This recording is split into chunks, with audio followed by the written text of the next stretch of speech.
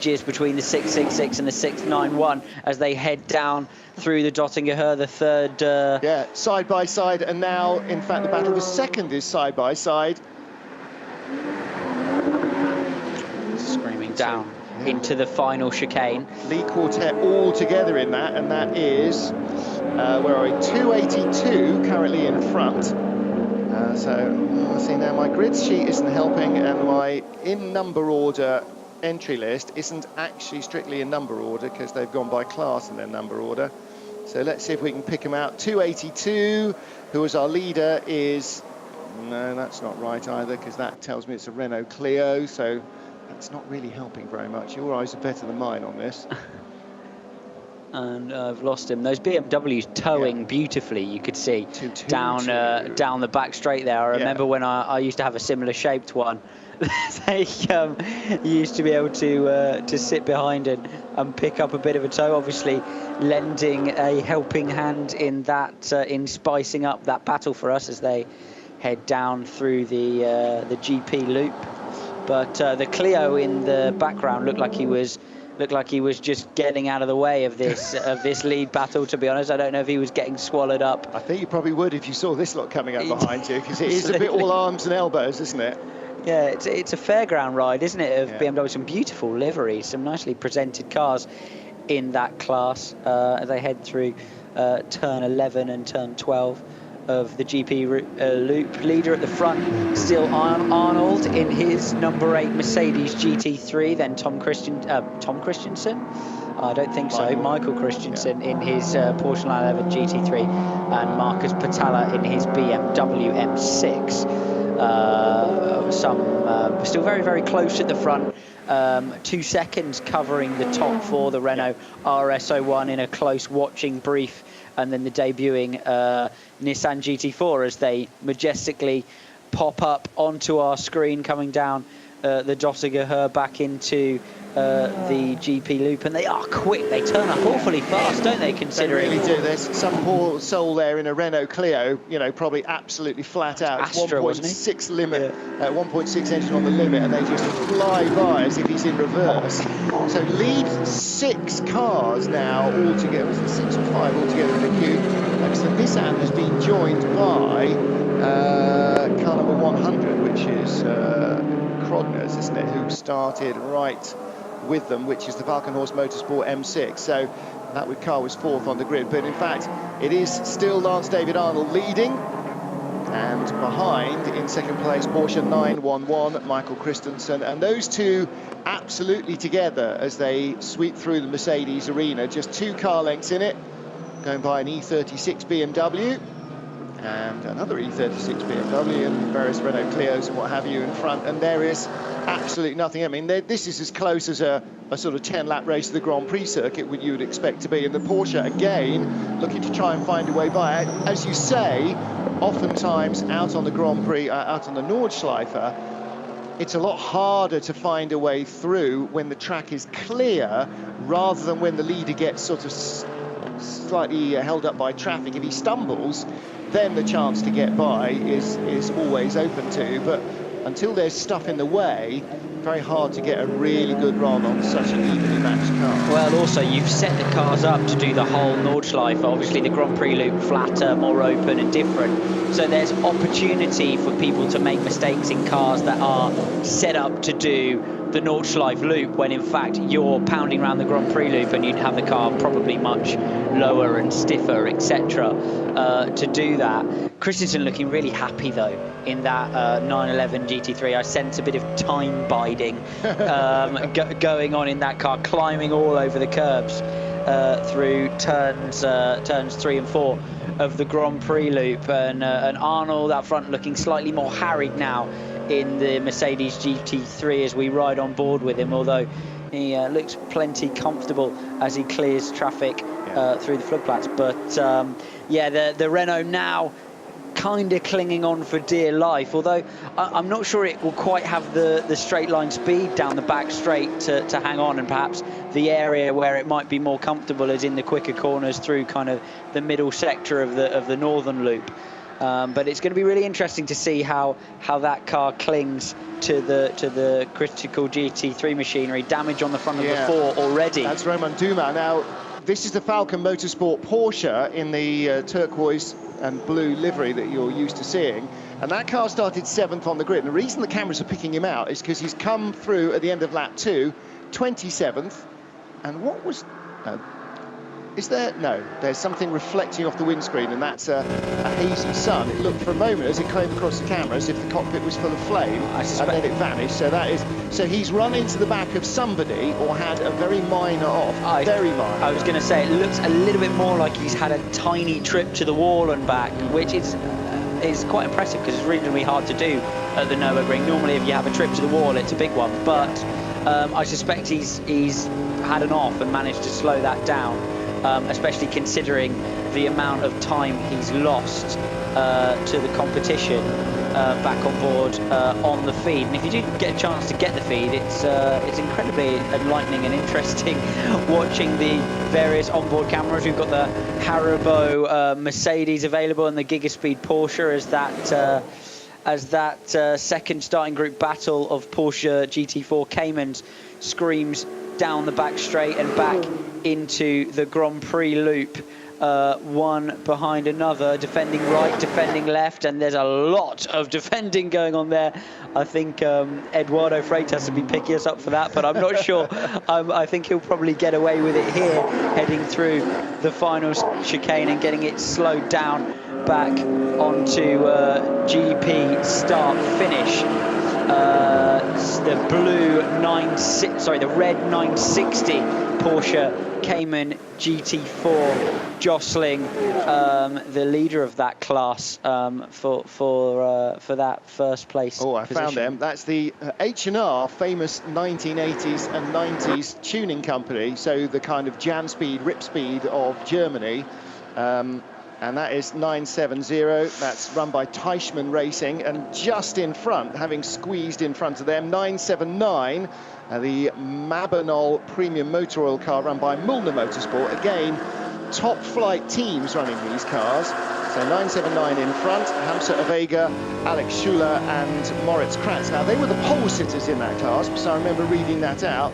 And then right behind them, was that 960? 940, the car we're now on board with. Adam Fabian behind the wheel put a lovely move on the 960 through the middle of turn 3. Very opportunistic move as he pushes toward the lead of that class, gesticulates in the cockpit and flashes away. Now he is he's part of the same group, which is the Cayman GT4 Trophy by Manthey Racing, to give its full name, or to give it, in fact, its full name. It's VLN Cup Fahrzeuge 3, Cayman Cup GT4 by Manthey Racing. They didn't translate all of that, and he moves through into easy for you to lead now. Easy for you to say. Adam Iseka and Fabian Schiller driving that car, run by Gigaspeed Get Speed Performance. So he takes the lead of the class as they head out into the Hatzenbach and onto the Nordschleife for their third time.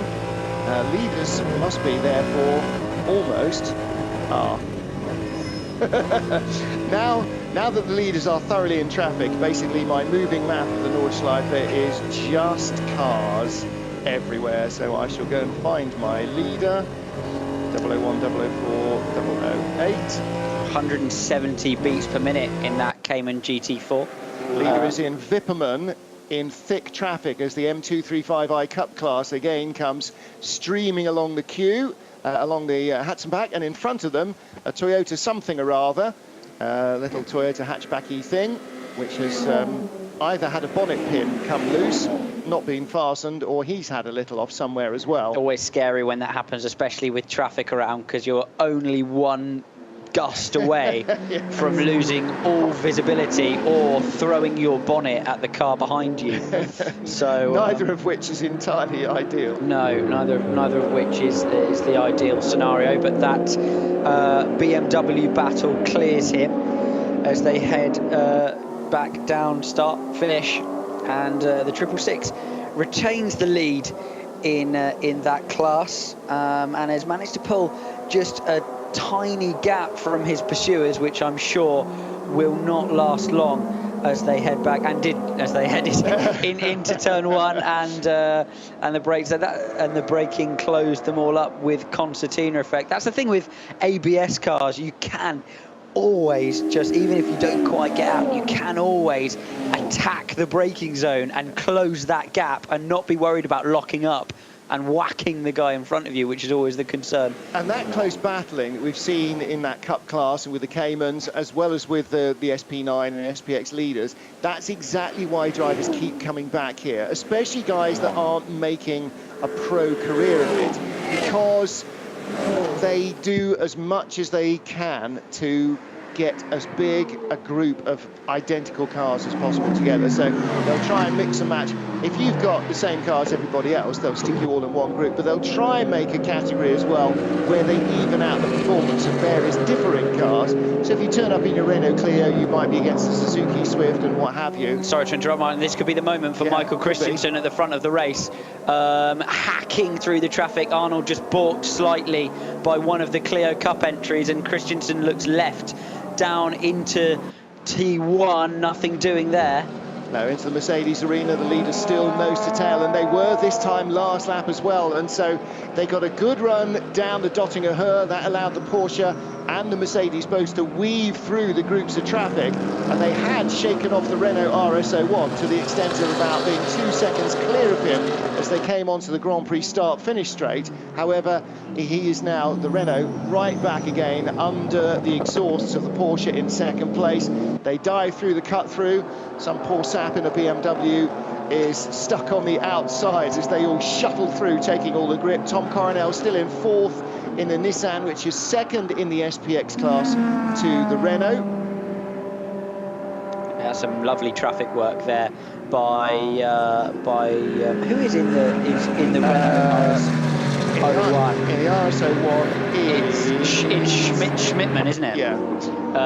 To close that gap, Control A delete on that gap that had pulled out to about 3 seconds to the leading two GT3 cars, but that gap has all but disappeared, and now hopefully he'll be able to sit in the tow and join that battle, which might reduce the straight line deficit of that RS01, as we see the Ferrari, which pitted at the start of the race, now back out into the contest with a taped down bonnet, was it not? Yeah, I'm not.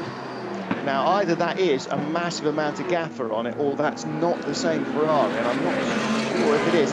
However, Romain Dumas is exceeding all reasonable limits for flashing of headlights, because basically he's been strobing them at the Ferrari like he's Buzz Lightyear all the way down the Dottinger Höhe, which is probably enough to have seared the retinas. Now, this is the NGK Ferrari, so it's definitely not the same car.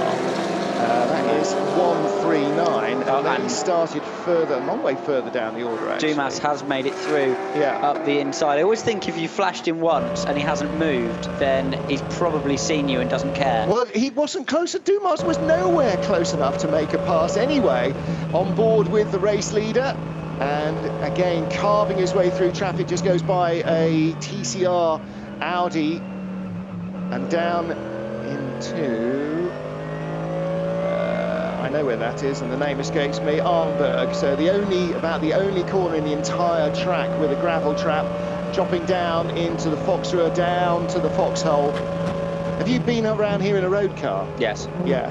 And, it is just the most fabulously undulating, narrow, sinuous bit of tarmac imaginable. I'm watching this, wondering why I'm talking about it. I'm not in it, to be honest. There you go. On your to-do list is to get yourself into some of these races. So if you do own a Nürburgring 24 hours team.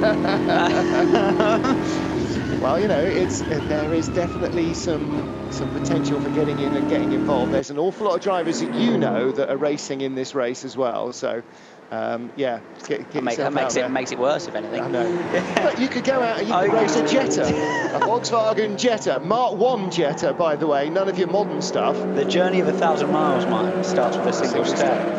Thank you, Chairman Mao. Leading the historic H4 class at the moment is the Kramer K3, and that car took the lead of that group last time round from basically the other Porsche in it, which I forget which was. Where's H4? I'm now struggling with the entry lists. But the Kramer, which is car number 600. Now on the side, it says 1927 to 2017. I wonder whether I'm not that up on Erwin and Manfred Kramer's history pre-Group C. I wonder if that's when the Kramer family first started with motorised vehicles. It sounds to me like it might well be. Well, I confess I'm impressed. 165 cars on the track and not one Code 60 slow zone yet. We're... Oh, my word. You had that out there right away, didn't you? 30 minutes of racing in, and it's all been green. Yeah, so far. And, yeah, of course, no full course yellows here, no safety cars, we should probably explain. Full Code 60 system. So if you do have a shunt out on track, it will go to a 120 zone. With a double waved yellow and then become a Code 60 kind of Creventic style, Dubai 24 hours style through the incident, and then we'll follow whichever car it is all the way around as it gets tugged unceremoniously back to the pit lane. So if you do see cars randomly appearing slowly and we haven't spotted it, that's what's going on. So please tell us on Twitter and we'll tell everyone else. If we haven't spotted it, that covers an awful lot to see. I think the Rinaldi racing team are still working on that Wochenspiegel Ferrari to try and get it back out, but there is no sign of it leaving the garage. The front cover is still off and there are still people clustered around it, but not an awful lot seems to be going on with it, I'm afraid. So that car is going to be, well, whether I don't know how many laps it will need to start behind to still be classified as a finisher, but 30 minutes into the race, as you said, and it hasn't even left the garage now, so that is starting to look as though that's a bit of a labour in vain. And at some stage in the first hour, I think they're going to just slam the hood on it and go, okay, that's it. I'm not going to get a finish, so there's no point in even trying to get a start. I believe you have to have completed percentage of the race distance as we see a fight for position. Yeah, great battle on the curbs going into the Hatzenbach. Two of the Porsche Caymans, not both of them on the curbs on the inside. 979 was on the inside, but again, that's wretched start list is in so many different bits of disarray. Can't find that TCR class battle as well. And 979 being passed by 960. 960 having to take to the curbs, but Alex did a good job of just about avoiding contact. I think they both came out of it with their door mirrors. I suspect they found quarter panels somewhere in the middle. No, he's achieved that. But a little bit of capitulation from the 979, perhaps smartly, because there weren't a lot of options offered. But yeah, I mean, at the end of the day, it's a 4-hour race, and when you do 4-hour races in ELMS, we consider it a sprint, and we get the job done. So, yeah, you've got to be aggressive if you want to achieve, especially out onto the old loop, where, as we've discussed previously, there aren't really a lot of options, unless probably a few more in the traffic, and the traffic are what really saves you in terms of overtaking in all sports car racing, but especially here. But yeah, he had to get it done because he didn't want to follow him for another 20 clicks around the northern loop. Battle still raging at the front of the BMW Cup. And this is where it gets really interesting for the leader, because you're now in several door handle to door handle battles. Coming down the Dottinger Her with blue flags are two M235s, and trying to find a way left, right, through the middle, over the top is the race leader in his much quicker GT3 Mercedes. So Lance David Arnold again having to thread the eye of the needle everywhere, and he got a break there just as they're getting into the slow stuff at the end of the lap that the Porsche behind did not. So he will come across the line with a 2 or 3 second advantage, but then as soon as they get even a waft of fresh air, then the Porsche hopefully will be able to catch back up, or at least hopefully for them. I think the caller behind from one of the junior classes, that's probably with an issue. Somehow it always seems to work itself out. This guy will get balked a little bit more in that piece of traffic, you'll get balked in the other piece of traffic, and then you always seem, the important part when you're running in second place like that is not to get frustrated when you think you've got the raw end of the deal and start making errors, because you've got to believe a little bit, believe in the ether a bit, that it will come back to you. Otherwise, you start to get frustrated and mess up on the apex. And the longer the race goes on, and this is 4 hours, the more chances are that the traffic will even itself out. The shorter the race, the lesser the chances. So what you've got to do is just take the traffic as it comes and not worry about where the leader is. And in fact, in 3rd place in the Renault RS01, he decided not to go inside a couple of cars, down into the first corners of the Mercedes arena, went around the outside. They then moved to their left to give him room. Yeah. So he ended up almost throwing it off circuit around the outside. You get onto the dirt down there, and then, you know, suddenly it's not coming back. Out on the Nordschleife, even more so. We sensed a bit of time biding, didn't we, from Michael Christensen, and I can now see why, which is that the real race happens now through the traffic, through the mess of the various cup cars in the different classes. That's where the real time is to be made, and you're not going to grind any you know, you've got good pro drivers in fast cars prepared to do the Nürburgring. You're not going to grind time differential in any kind of meaningful way over a clear lap. So you just need to hack your way through traffic better than the other guy, and that's clearly the key. And the other thing for Christensen is the closer he is behind the Mercedes that's leading, the more likely the door still is to be open when the leader has hoofed somebody out of the way or dived to the inside and forced the slower car to stay on the outside. And now we've got 2 different classes in front of our race leader. He's trying to get through both of them, and somebody being caught from Group 3 by traffic in Group 2 that's quicker than him, also being caught by the leader in Group 1. So there's all these different layers. If you're in the 3rd starting group, in one of the slowest cars, boy, I'm not sure how you ever look at the racetrack. You must spend your entire life watching the mirrors, trying to guess where to be safe. Absolutely, but as they make their way through up into Class 2 and up into the medium speed, if you like, areas of the race, there will come a time, which I think is the dangerous part, actually. It's always easy, for example, passing GTM and passing the guys that are expecting to be passed, but there are several cars in this race that will only be passed perhaps twice by the lead battle over the duration of the race, and it's those guys who are somewhat used to actually just driving the racetrack for themselves and are not looking in their mirrors the whole time that you're more likely to collect. P2 is really not a bad place to be, because when you're the first of the lead battle through that kind of traffic, you do lose time. There's no way to not lose time. They're just not expecting you. And with the amount of capitulation required from the slower car as you pass somewhere like the Nürburgring, you really have to telegraph, and the lead, if you're in P2, P3, P4, the leader does that for you. So a wily game from Schmidtmann in the Renault and from Christensen, not making those lunges early on, potentially damaging the car, and just sitting behind, letting Arnold clear the traffic for them, and keeping the car in the race. And the feed currently showing on board from the Falcon Motorsports car, and right in front of the leader, 2 cars get together, disappear stage right. That was really, and you know, again, what do we talk about? This is just going down into the Adenauer Bridge, just at the top of the hill. What do we talk about? You know, sometimes your race is not on your hands. Sometimes an accident will come to find you, and the more experienced a racer you are, the more you sense where that's going to happen and hopefully avoid it. And in fact, it happened, 50 feet in front of the leader, and it's 2 Caymans who've got together, one going down the inside of another into the left before the plunge down into Adenauer Bridge, and got up on the curbs, made contact with his rival, and they both shot off stage right, luckily, rather than bouncing off either side and coming back into the middle. So we've also got a spinner somewhere, which is 103. I cursed it, didn't I, earlier on? Yeah. That was it. It was all over. That's in a cut through. So again, that looks like contact there, because it looked like somebody left a door mirror in the middle of the road.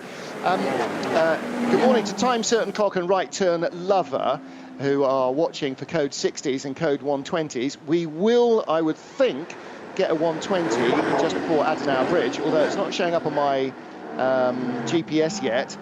Zach Parfitt says the dates on the Kramer are the Nürburgring dates. Of course they are. The circuit was opened in 1927, so it's celebrating its 90th anniversary this year. That's exactly so. Well done. Thank you for that. Slow zone incoming, says Michael Hetherington. Blame Alex. Well, that was 28 seconds ago. And there is a slow zone at Exmüller. And that is where we saw those two Caymans make contact. Yeah, interesting move there down the inside into that left four. Now we're talking about the left, which you no doubt have crashed your Gran Turismo in. I know I have multiple times. That catches you out horribly in the braking zone, left-hander. Not really an overtaking place, but it might be if someone is frustrated. And I agree, that will no doubt be a stoppage of some sort. Not as strategically relevant here, the stoppages, unless there's a really long one which is going to save you a load of fuel and give you a lap back, but I think that's unlikely as well. So it's just a case of a driver heads up. Unless, of course, you are kind of on a flip-flop, an extremely different strategy in terms of the laps you're doing, and you get caught in one, and your competitors do not. But essentially that's just very bad luck. I'm talking, for example, if I've pitted my rival, it pits next lap, and then my pit stop puts me into a slow zone that by the time my rival arrives at it has disappeared, which of course is going to cost me a whole heap of time. But the race is over such a massive scale, massive variance in driver abilities, that kind of stuff sort of gets swallowed up. Fastest lap of the race so far, actually by the debuting Nissan GT4. Oh, so that's Tom Coronel. No, it's not. I lie. It's by Arnold by the race leader in the GT3. I read that as 8 minutes dead, and it's not. It's an 8-minute 8 by Crum. But that Nissan GT3 is hanging in there, considering it's absolutely straight out of the box. I remember the old Nissan coming out of the box in Dubai with the GT Academy drivers piloting it. And that was a real struggle for them. So perhaps a slightly easier birthing process as we watch it. In fact, challenge the RS01 down the Dottinger Höhe. The other thing, of course, is that they're vastly more experienced drivers. You know, Mikael Crum has been a Nissan factory driver for well over a decade, and Tom Coronel was racing Nissans many years ago as well, and has raced all sorts of different things ever since. So there is that level of difference as well. But you're absolutely right. Now back with the Renault, and in fact closing the gap in traffic, the battle for third place. First and second still separated by 2 and 3 car lengths. The third place battle is 3 seconds behind the leaders, but the Nissan is looking to take the lead of the SPX class and third place overall. Down the front straight goes to the outside Tom Coronel of the Renault RS01, but there is a slow, looks like Mercedes SLK. It is an SLK, really? Crikey, Boulevardier turned VLN racer. So you can, that's about 2 grand's worth of road car, 230 compressor SLK, 2 or 3 grand's worth of road car being turned into VLN racer. That is budget racing. Mind you, TCR or Renault Clio. I cease to be surprised, but the mobile chicaniness of it is interesting and adds a great dimension to the race. The guys in the full-on GT3 machinery are doing an incredible job to weave their way through. Actually, an interesting exercise for the casual viewer who owns a fast road car and might think, you know, and might wonder how close is my reasonably fast Mercedes coupe to a GT3 machinery, a fully fledged GT3 car. Well, you've just seen, if you're watching the feed, in a racetrack context, not very. And neither is that the Jetta again. Again, yeah. The Jetta is being passed twice in each of its laps by the leaders. Haribo Mercedes is in the pit, so this is the first of our fuel stops, and this is after 5 laps. Wow. No, surely can't be scheduled. Well, okay. Well, he is in, and up on the jacks. There is an M6 here as well. I don't recognise that. That's the number 35 car. So it may just be that they are already working on a strategy that gets them their best combination. This Jordan Tresson and Falcon Horse Motorsport. So that means the Nissan has gone 1 longer. So has the everyone. Almost everyone's gone for more than 5. So unless they're trying to get, there's definitely scope here, because if you look how quiet the pit lane is now, for trying to get off sequence purely to use the fuel option earlier than the others, which may be potentially what they're doing to avoid having to queue to receive fuel. The other issue, of course, is that they're running lighter at the beginning and running lighter longer. And he comes back out of his pit stop right in front of Romain Dumas, who is down in the 20 somewhere, where is car number 4. In fact, it's not 14th, Romain Dumas was before that stop in the Falcon Porsche. So Dumas stays in, or hasn't gone into the pits yet. There was no driver change, I don't think, in the number 8 car either. There were tyres for that car. Yeah. Fuel and tyres happening simultaneously here, so you might as well, basically. Yeah, tyres going on that car. I'd imagine Nürburgring is tyre deck central, especially in a GT car with a hard battle going on at the front of the field. So potentially a move born of experience. Let's see how that plays out for the number 8 Mercedes that feeds back in mid-pack, and we'll see just how busy that pit lane is when the Porsche 911 of Christensen and Estra eventually decides to pit later on in the contest. It was definitely not any kind of issue, was it, for the Mercedes, because it looked every inch the scheduled stop, no bonnet up, no into the garage, no nothing. So they've made that call strategically. And it may be that they've decided to try and slice it so they run light at the start and light at the finish, and maybe try and get away, and then maybe be able to try and do something that the others can't right at the end, and sort of take their medicine in the middle when everybody else is stuck in traffic.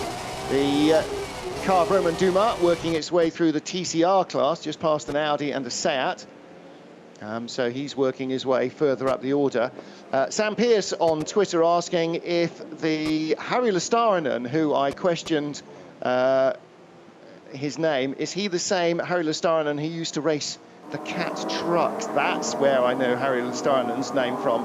It is the mid-1990s. I was young then and less forgetful than I am now.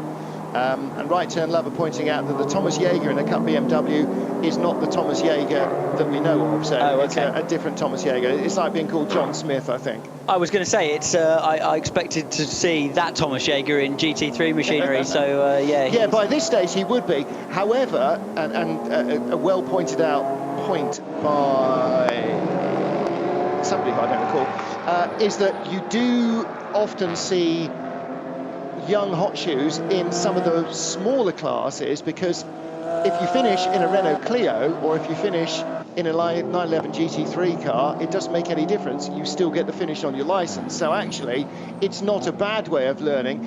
And in a way that I advocate, all kids should be made to ride a motorbike or at least a scooter for a year before they drive a car, just to teach them awareness of road conditions and other road users. It's not a bad way of teaching racing drivers, making them go out in the slowest class to learn their license, and then they have an appreciation for the problems that slower cars have when they're in quicker cars trying to get by them. Absolutely. Sometimes avoiding that, or at least blocking out that appreciation, is required as well. But yeah, sometimes you have to have the lunge, but you do, it does help if you understand where everybody else is coming from. Thanks to Right Turn Lover, who points out the M6 that Marcus Patala only is driving is an Evo version, the SPX Beamer. Right, and so they're effectively running probably an extended test session for that, which is why he's got his lunch and a Camelback in it, and he's driving it all day. Camelback. Well, the deal with that is, of course, that BMW abandoned the M6 because it was basically it rhymes with flight and means not very good. So they have gone away from that, and they're now bringing in the new M8 as their GT car for next year, and that'll be GTE and presumably GT3 not long after. And so Falkenhorst have decided that, or is it Schnitzer, they've decided, right, we're going to develop this as a VLN racer and try then and create a market for the older M6s that nobody really wants in GT3 anymore, and try and develop a little bit more. So it has to go into SPX then, and then eventually it'll probably be re-homologated back into SP9 for a proper GT3 car. However, back with our Porsche Cayman GT4 Cup battle. They should really do their entry list in classes rather than numerically almost, and then in classes, because I'm still struggling to find all my various different classes on 16 pages of entry.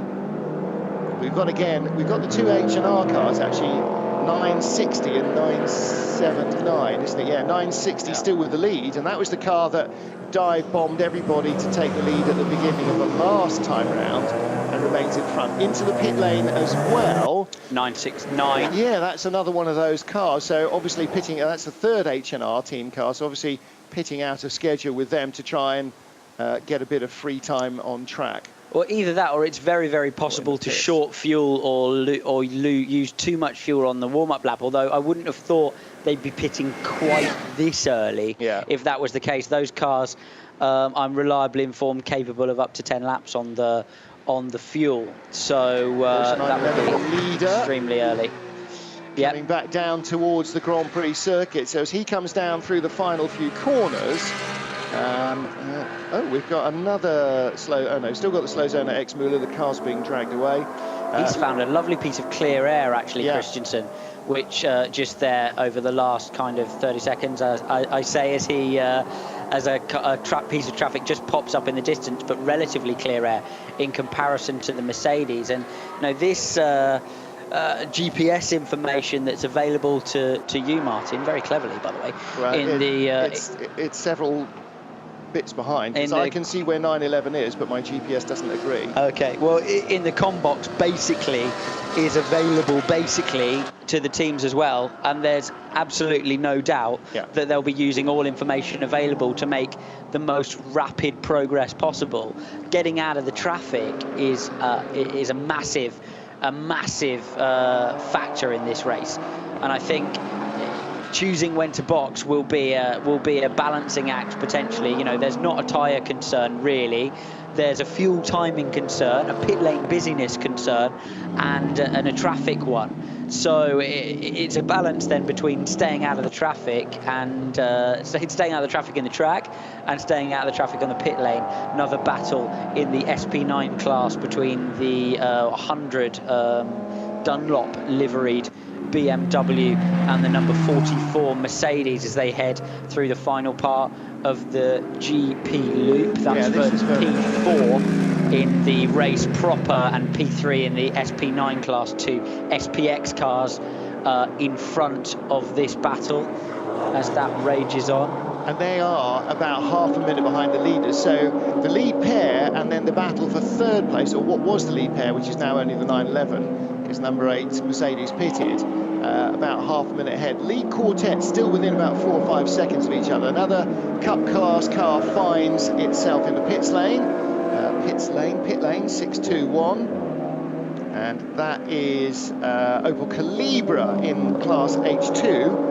And Class H2 brings me also, of course, to Kissling Motorsports car number 617. So I've now got to go and find that, because people will be expecting a report on that particular car. Lead at the front, order at the front, Christensen, Schmidtman, Krum, Di Martino and Smickler coming into the top 5 in his Mercedes AMG GT3 number 44. We just saw fighting for position as a result of the pit stop from the leader on a strategic play. Let's see how that one will play out. Kissling Motorsports car number 617, for those who don't know, is the Manta, and that is currently, now unfortunately my groovy little app, it's in Brunchen, but it doesn't tell me where it is in the actual race positions. It's in Class H2, so we might have to scroll. Oh, Tim's scrolling down already. 617 H2. See, now he can interrogate our timing screen for us. Oh, it's gone. Is it? Striking at 617. That's it. I think it might be leading Class H2 actually, possibly. I think you just saw it anyway. The Opel Manta. Yeah. So, oh, it's gone. Damn. Where's it gone? Where is it? 4th? 3rd in class. So 103rd overall. Yeah, but we're in class. It's all about winning. Never mind your overallness, it's about winning. When you're in if you're in anything other than SP9 or SPX, then it's all about winning your class. So 911 Porsche leading by 9 seconds now from the Renault, and the Renault is similarly 7 seconds ahead of the Nissan in third. 100, the BMW M6, the silver and yellow one, and the 44 Mercedes are nailed together in fourth and fifth. The Porsche 911 car number 62 lies in sixth place, ahead of the number 20 BMW, which is the Schubert Motorsport car. Claudia Hürtgen, Frederick Neymark and Anders Buchard. I wonder who started that one. We didn't have that list. I'd stick Hürtgen in first if I were them, but I'm not them, so I can't tell.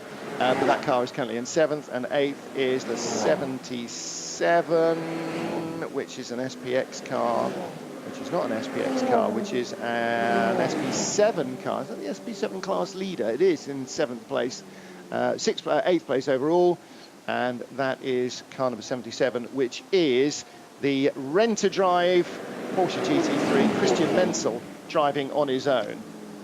Straight from Hertz.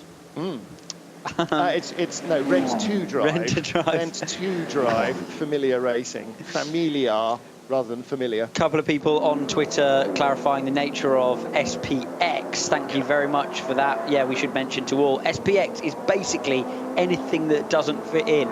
We made it clear pretty much they let you race almost anything in as is clear to anyone watching the live feed. Yeah. Almost anything. So anything that doesn't fit in any of the SP classes or even any of the Cup classes will drop into the SPX class, and you will be able to race that in overall competition. Leading SPX class competitor is the Renault RS01, driven by Dieter Schmidt at the moment. Favourite 600 Porsche 977 GT3 Cup. That's the Kramer sorry, Kramer Porsche zooming through the. Where's he up to? He's up to 14th now overall in H4. In fact, the H4 lead is 14th and 15th, and they're 2.5 minutes. They're about what's that? A half a lap behind. That's him. That's them. No, a quarter of a lap behind. So yeah. So Kramer green and white. Which is not dissimilar to the Conrad's turquoise and white, but with a bit of yellow highlights, a bit of yellow and red, and a red and black Porsche 997, which is right behind. Those are the H4 class leaders, so the fastest historic cars. And if you've ever been to the N24 and gone out around the circuit and watched the historic race that goes before, yeah, there are some very nice, NSU Princes and various other little bits and bobs, but the fast Porsches at the front of the field, holy moly, there's nothing lacking in horsepower and all that 1970s suspension technology. It's a very, very different kettle of fish from one of these modern cars. So when we're talking about historic in this race, by VLN standards, we mean anything that's sort of more than 2 or 3 years old. The Manta, by the way, is now up to second in class. We've got a stationary Toyota. That's from the GT86 Cup class, Cup 4, number 530, stopped on the side of the track. That looks like out of turn 3 of the Grand Prix loop, if I'm not mistaken. He's managed to control Alt Delete and get that going again.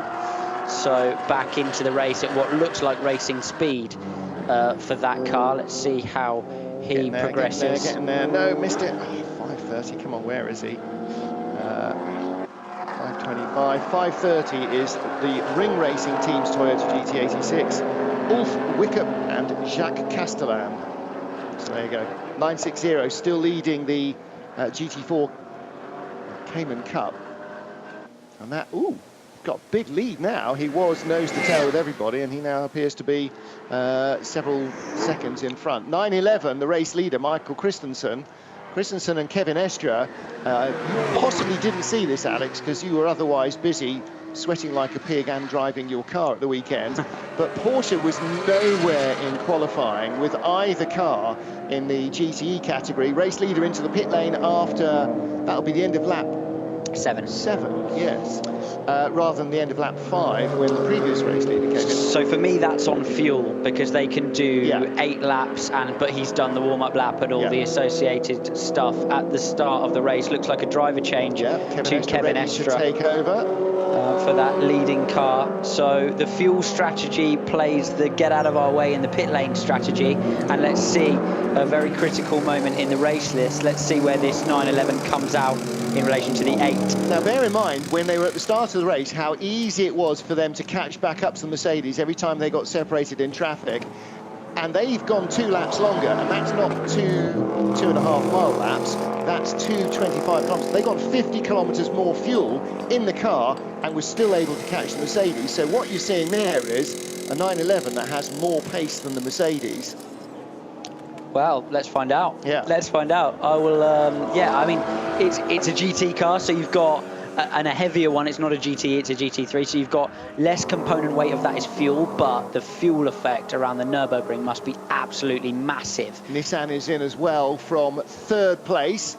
Door open, so Tom Coronel gets out, Michael Krum gets in. You can tell it's Coronel because his head has got a cheese on it, because he's sponsored by a Dutch cheese manufacturer, cheese made backwards, and obviously. You can see now with the on-fuel pit stops going on, just how busy the pit lane does get, and the strategic decision of the number 8 starts to make sense. Well, the great thing is that cars like the GT3s, the SPX and SP9 cars, guzzle fuel in a way that a 1.6 Renault Clio doesn't. So they need to come in half as often. Of course, they're only going half as far, but it does mean that the laps don't necessarily overlap.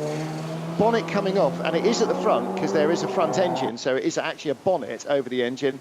Bonnet coming off the Nissan. TCR Seat coming in with a left front puncture, or coming down, dotting a her with the left front puncture. I'm not sure how long he's had a left front puncture.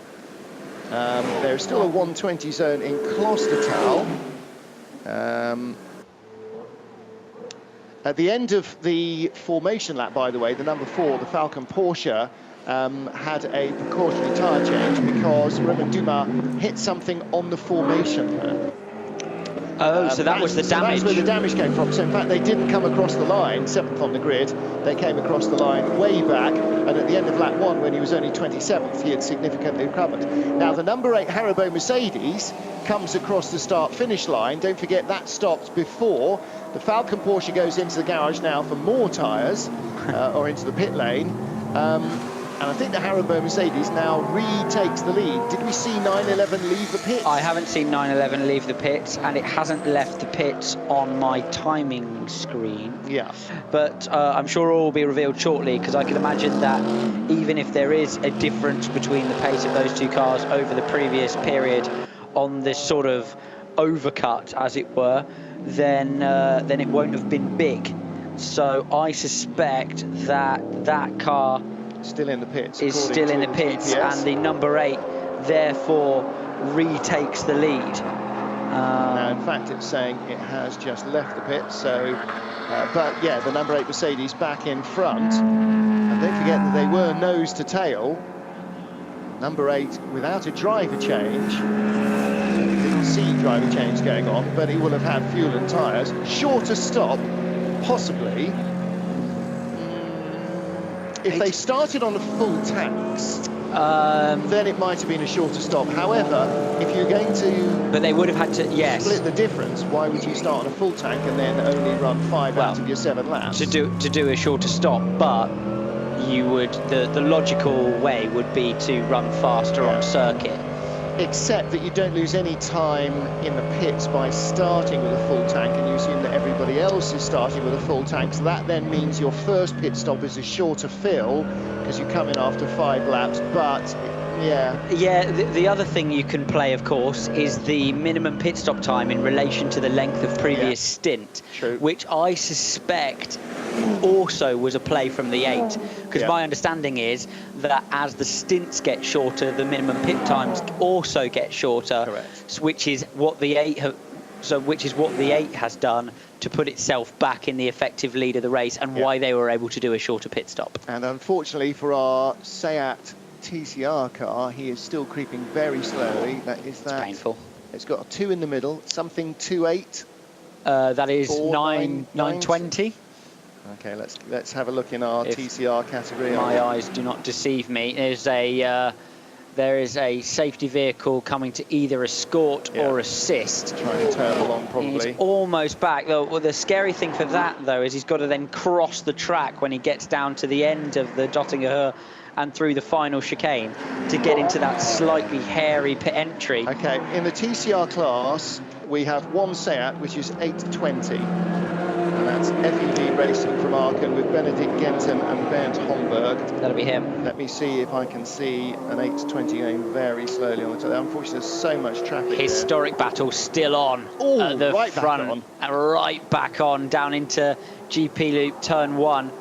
The green 997 still fending the attentions of Gerhardt in his 588 GT3 Cup. An impressive battle for these two, completely different looking cars, as we discussed, not so far away from each other as they look in terms of spec, but yeah, a really ding-dong battle going on. These guys having great fun out there in their various eras of Porsche. And, defending then down into, and he's gone off. The 600. Wild moment. Sorry, the 588 backs his way through turn 5 and backs his way through turn 7, I think it was, of the GP loop, and collects some Nürburgring dirt to take home as a souvenir. I'm identifying cars at the side of the track. One of the GT3 Cup cars that's stopped is Willie Moore in number 111, and the other car, I believe, is 671, which I'm trying to identify at the moment. And here's that moment again, very well recovered onto the escape road. Actually, that was out of the Schumacher S's. Big bump through there in the mid-corner, which I suspect has caught him out. Our TCR, it is 8:20. Still finding his way back to the pit lane in an extremely... That's not just a puncture, is it? There's a dry... Oh, well, you can hear the tyre flapping against the arch. It might actually just be the tyre flapping against the rear arch. I think it is. You can see the tyre carcass just flapping away, but goodness knows what damage that will have done underneath the arch. Underneath the arches. He's doing his very best to get it back slowly, isn't he? Yeah, he's actually being incredibly sensible, being off track, etc. I'm sure aided by the noting of the GT3 cars whizzing by his right ear, to assist him off the circuit. It's Aston Martin N24. An Aston Martin N24 being harassed by a Seat Leon. Not words that you normally would hear on the road, but in racing trim, the TCR Seat is a very quick piggy indeed. Yeah, and for all its grunty V8ness, the Aston Martin is definitely under pressure from the Seat Leon. With that amount of power, it must be an absolute front tyre destruction exercise in that Seat, especially seeing as you go and do a lap of the Nürburgring to cool your rears down just before you start. That must be fun over the first 2 laps as it tries to back its way into turn 700. They're comfortably 300 horsepower front-wheel drive, so yeah, but it's got great cornering grip as well, so that's a good little battle. Oh, absolutely. Having tested a British touring car once of considerably less power than that, and felt the imbalance of temperatures between front and rear, I would imagine that's quite a handful on the early laps. RS01 still pounding away, just clinging on to the leader oh, he's got a puncture, actually. Oh, he has. He's got a puncture. The left rear. The left rear coming down. Oh, that's lucky. Coming down the Dottinger into the final chicane, and it's not a long trip to the pit from there. He's coming in fast. He's shedding bits. There are bits of tyre carcass flying up in the air all over the place. And he's broken a bit of rear diffuser as well with that. Is that just a bit of carcass? That's a bit of dead tyre hanging off it. It's a bit of dead tyre, but he's inside. Yeah, there's he's bits hacked an element of that Venturi won't be sealing as well as it has perhaps previously. Now I wonder where that happened. That looks like it might have been a high-speed blowout, maybe down the Dottinger. He's done well to catch that. He's done well to catch that if that's in any kind of G loading. And in he comes then to handle that. And this is the problem you have if you start trying to plan out your pit strategy to avoid everyone else who might be pitting in the same box as you. The RS01 gets a puncture and needs fuel, and then changes its whole strategy for the whole race. So the team presumably then have to go back to the other teams and renegotiate when everyone's going to be stopping. There must be a protocol or a process, or whether it's just motorsport diplomacy or lack of that governs that. I think sometimes if you come in with a puncture out of schedule, you just take what you get, and you know they're going to have to fuel anyway. It was due to come in probably for fuel now. The Black Falcon Mercedes is in front of them, 52, with Carlos Gomez, Takis and Jan Seifert. So that car is also in for a regular stop, and our Cayman Cup contenders. Now you can see, if you're looking at the feed, closest to the pit out, the GT3, the Cup car, the SP9 and SPX cars are parallel with the garage. Further back where it's busy, cars are parked in herringbone style like you do at Snetterton, because the pit lane is so short. In their case, it's because it's so busy in their garage opening, so they're nosed in herringbone style. Number 8 Mercedes is actually not our race leader at the moment. It's shown as being in 8th place after stopping. 55 is shown as the current race leader, which is Dieter Schmidtmann in the RS01. That car came into the pits with a puncture, and it was Schmidtmann that started it, and that means that 62 now moves up into the lead, which is the Gigaspeed 911 GT America. Presumably fueling regulations have allowed those two cars to run longer than the because those two cars, SPX, RS01, that just actually pitted from the lead with that puncture, and the SP7 Porsche 911 GT America, obviously quick enough to hang on to the leaders well enough to be ahead with a pit stop deficit, but can also run long enough by dint of the regulations to take the lead of the contest. Of course, when it's an 8-minute lap, you don't lose a lap to the leaders when you pit, so you only lose 2 or 3 minutes. Whoa! Big moment for the race leader as another Mercedes SLS gets very sideways out of the exit of the cut-through. And, he zigged when he should have zagged there. The leader thought, yep, I'll go round to his right, and then suddenly the car's in a big tank slapper. It's a GT4 version. It's not got anything like the rear wing of the GT3 cars. So that car, decided that the driver... He fancied an upgrade to the GT3 and tried to get in, didn't he? Riley, a little close moment caught on camera. The cameras are essentially around the Grand Prix circuit. We don't have any cameras out on the Nordschleife, unlike the N24, because basically it's criminally expensive and inherently impossible to do. So our shots from the onboard cameras are all we're getting out on the Nordschleife. The Renault RS01 is ready to go. Off he heads. He looked like he'd escaped too much damage. There definitely is damage to the rear of that car, but he'll be able to continue and finish very much. Oh, and he's done the pit exit line on the way out for good measure. Well done. So I'm not sure. I'm not sure if that will get spotted. If race control are listening at all to our feed, I've probably just finished him off entirely. But yes, that close moment between the SLSs of various descriptions coming up again on our monitors almost caught the effective leader out very heavily. Well, he chose this gap, hadn't he, in the lead car, and then the gap suddenly shut as the chap in front had a big tamp slapper and tried to move out of the way, and so that didn't really work. Number 8 car is back in the race lead, I'm pretty sure. He was shown as second across the line, but I'm not sure the 62 Porsche GT America car, whether it's made the pit lane or whether it's in the pit lane or not yet. If it's not at the end of lap 8, then it will have to stop at the end of lap 9, which will put the Harrowbone Mercedes back in front. Harrowbone Mercedes currently in a code 60. So this is what we were discussing before. I mean, Harrowbone Mercedes now caught this code 60. Will that, for example, be sorted out and cleared up, which is more than possible, before the some 30 seconds back 911 Porsche of, I should say the number 911 GT3 Porsche of Kevin Estra now driving arrives at that particular spot? And how much time will it lose? This is the grand scheme of things, and the role of the dice you play when you pit the cars off sequence with each other.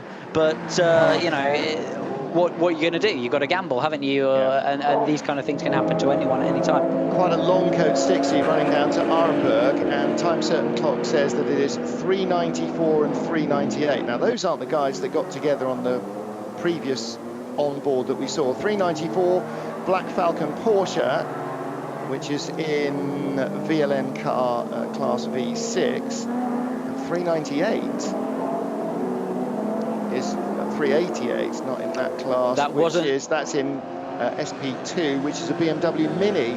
Oh dear, that rather sounds like fast car hits back of slow car in confusion episode. Very much so. So it's not the incident we saw earlier. No. Into the tight left on the way into Arnberg. Yeah. No, that was that was further on, wasn't it? That was down towards Sandown Bridge. That was further on the lap. So they've obviously got together on the run down to actually top of the hill before they got to Arenberg. So it is a long code 60, but it does go green at before Arenberg. So basically from Schwedenkreuz, you come into the code 120, exiting Flugplatz, absolutely Harry Flatters over the crest, and then suddenly they're waving double yellows at you. You probably are now. You didn't used to be, of course. They sorted that out, didn't they, after Jan Mardenbrough's takeoff and landing playing the top issue. of the brow there. And that's happened in a couple of places on the Nordschleife. But basically, as cars have got quicker, jumps that Formula 1 cars could survive in the 60s and into the early 70s became very unsurvivable by the Group C era, and so they have